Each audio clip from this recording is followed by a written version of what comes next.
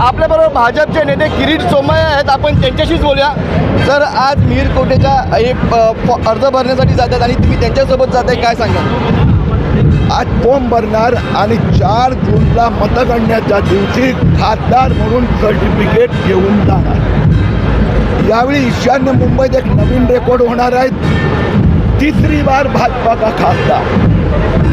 ज्या पद्धतीने उद्धव ठाकरेंनी 3.25 वर्षात लूटमार केली, माफियागिरी केली, कोविड कफन विकलं, कोविड खिचडी विकली, ज्याने आपल्या वडिलांचं हिंदुत्व विकलं, त्याला लोक आता तोबा रामराम करणार आहेत आणि मोदीजीच्या राम जन्मभूमीवरील राम मंदिराला नमस्कार करणार। या अगोदर तुम्ही या ठिकाणचे खासदार होतात, त्यानंतर मनोज कोटक आता मिहीर कोटेच्या देखील अर्ज भरत जातात, काय सांगाल?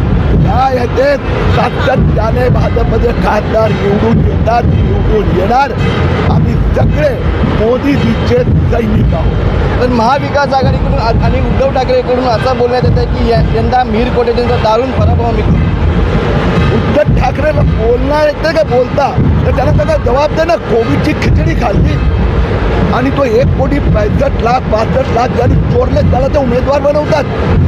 ज्या उद्धव ठाकरेंनी पुण्यात जे सुजित पाटकर संजय राऊतच्या पार्टनरला हॉस्पिटल दिलं, तिथे पेशंट रुग्ण मेले, त्या उद्धव ठाकरेला विचारा की तुझं वडिलांचं हिंदुत्व विकलं आहे का जबाब देण्याची ताकद?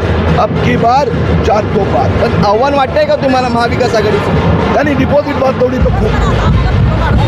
हे होते आपल्याबरोबर किरीट सोमय्या, व्हिडिओ जर्नलिस्ट अनिल सावरेचा, मनोज नायकर, जय महाराष्ट्र न्यूज मुंबई।